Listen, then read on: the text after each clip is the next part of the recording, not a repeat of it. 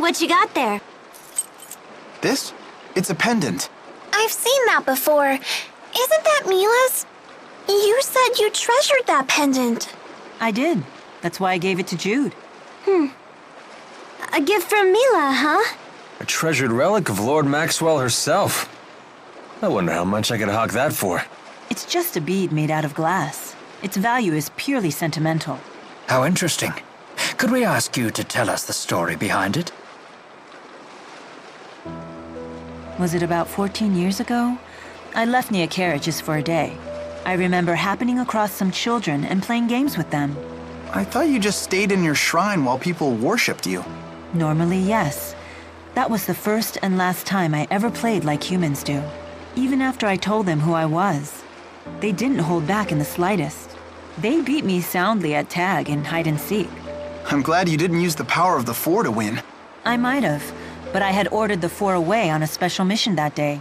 So if they had been there, you really would have used them? A special mission for the four, 14 years ago. Huh. They were wild, rambunctious children. But when I left, they gave me that glass bead and said we could play again tomorrow. They must have wanted to be friends. You know, I never felt closer to humans than I did on that day. That was when I knew I wanted to protect them. A lovely story. I know just how you feel. Leia, you can't just sneak onto a ship. That's against the law. Oh, really, Mr. Rashagal's most wanted? She does have you there. Oh, don't worry. I gave the sailors free coupons to my family's lodge in exchange for my passage. By the way, how were you able to figure out that we were headed to Lakutam Sea Haven? Funny story.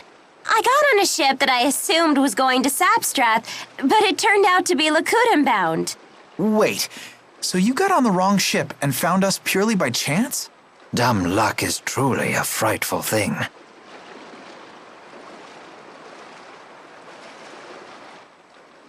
That last battle was a little too close. Agreed. If Jude hadn't been there to save us, it would not have ended well. You have my thanks. Sure, don't worry about it. Even in the midst of combat, you really do look out for others. But taking your focus off your opponents like that could land you in an early grave. I guess it could. Of course, I wouldn't want to fight with someone who didn't give a damn about me either. So keep up the good work, champ. Will do. So in other words, you only want to fight with people who are willing to die young. No, you got it all wrong. I only want to fight with people who are willing to help me die old. Hey, are we close to Nia Kara? Are we? Don't you want to drop by? Why? I have no business there. Is there some reason you want to go? No, of course not. I just figured the villagers might be worried. They worship you, remember? I appreciate your concern for the villagers' well-being, but we have no time for detours. If we follow the Lakutam Highroad north, we shall reach a city known as Shandu. We should head there first. Hold your horses. What about that monster that prowls the Highroad? What's it called? The Lord of Lakutam? My, you are well informed. Rest assured, the Lord of Lakutam is a slave to spirit climes just like any other monster. Now that we have shifted into Renome, the beast will be positively timid. I doubt it will venture anywhere near the Highroad.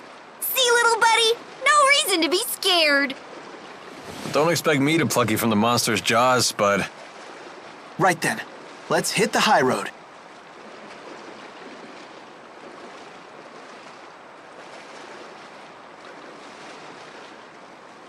Is it safe to leave Giselle behind? Oh, I assure you that I'm not the only one looking out for her.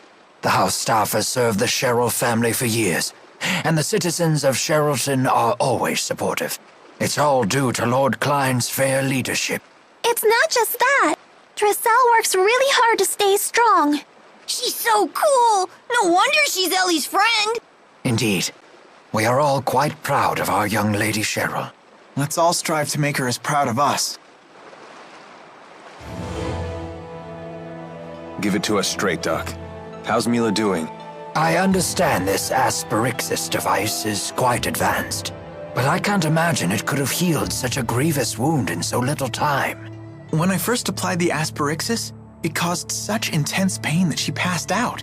But now that she's more used to it, she can tolerate it, as long as she doesn't exert herself. Doesn't sound like she's ready for any kind of battle. Sorry, I shouldn't give you such a hard time. It's not like Mila would let a little pain slow her down, right? Thank you for the explanation. We'll take the lead for a while and give Mila time to rest. As long as I'm on the battlefield, I'm sure we'll get by. Thanks, guys. I've never traveled this deep into Azul before. Nor I. And Rashagal, very little is known about the interior regions of Azul. Well, if anyone has any questions, fire away. I've actually come here a number of times. Because you have a girl in Azul? I came for work, mind you. Work. But sure, I may have met a few girls over the course of my duties. Not the most emphatic denial.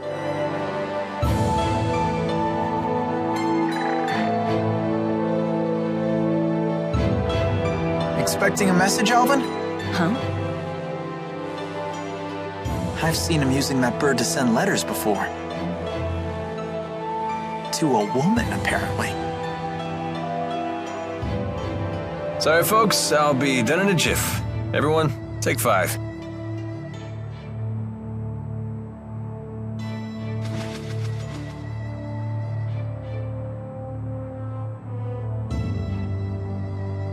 Hey, Mila. You gave something to Ivor a while back. Was it the thing you swiped from the laboratory? Yes, it was the Spyrex used to operate the Lance of Kresnik. That little thing? But shouldn't you keep it with you? No.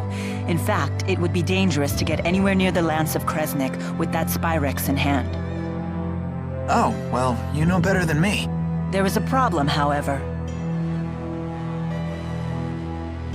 The channeling circle that bound and captured the Four.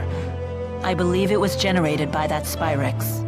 I will need to generate a channeling circle of equal power to release them. In other words, you'll need that Spyrex to save the 4 great spirits. I may need the Four's power to destroy the Lance of Kresnik, too. The real question, then, is when should I retrieve the key from Ivor? Hey, does that mean you can also use Spyrex to cast arts? It's not just for the Lance of Kresnik? What's the simplest way to explain this? Remember the street lamps in Fenmont? People light them with spirit arts. It's a simple parlor trick. Even a child could do it. But what happens if more powerful spirit arts are required? Those require a powerful caster, someone with a mana lobe of sufficient capacity. The greater the capacity, the more mana can be produced when using arts. That capacity is determined at birth. It's immutable. Precisely. That's one of the laws of Rizemaxia. But a Spyrex doesn't rely on the caster at all. A caster wielding a Spyrex can power anything, from a tiny streetlight to a gigantic object like the Lance of Kresnik. Mana capacity ceases to be a limitation. But that sounds really handy. It is handy, and that's precisely why it's so dangerous. With the Spyrex, anyone can wield arts potent enough to capture the Four, and anyone can use that power to kill others, just as they plan to do with the Lance of Kresnik.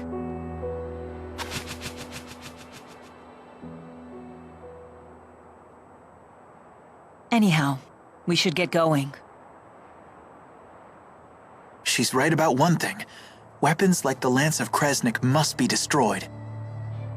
But is Spyrex itself really such a bad thing? You seem to know a lot about golems. What was that you said about earth spirits? Golems are artificial constructs created by the Rashagal army through earth spirit channeling. They can only work within particular spirit climes, but they're very powerful. Impressive. Isn't she smart? Although she did just hear all that from Rowan. So she's just the conductor's parrot. Elise learns spirit arts through intuition alone, so she hasn't made a proper study of the subject. However, once she learns something, her ability to recall it is quite impressive. I learned a lot of other things too. Like Fenmont is protected to the north and south by golems, and the Fezebel Marsh. It's an impregnable defense. Impregnable, huh? Can you tell me what that means? Well, Perhaps it's time we expand our lessons beyond just spirit arts. hey, Mila? Are you really Maxwell? I am. Had I not mentioned that yet? Ah, she isn't human! Run away! Having seen the strength of Mila's resolve, I have no trouble believing that to be true. So how come you look so normal? I have taken physical form by using the elements within a human body as a catalyst. Though it has proven to be an irksome vessel with many limitations. So Mila is Maxwell in a human body. Well, it doesn't change who she is, right? Let's leave it at that. It's still a little scary. But haven't you always known Mila to be scary when she's angry about something? I guess that's true. Are they afraid of me? Or is that a sign of respect? Well, I suppose either will do. It's a pain, but I better try to bang out a letter. Let's see. Look, Alvin's writing another letter. My dearest, now that the interseasonals have blown their last, and the spirit climb has settled, my thoughts stray to you and your well-being. He's so formal. He's gotta be writing to a woman. That reminds me, Jude. How come you didn't answer any of the letters I sent to you in Fenmont? I didn't know what I was supposed to say. You only ever talked about yourself. Also, your penmanship could use some work.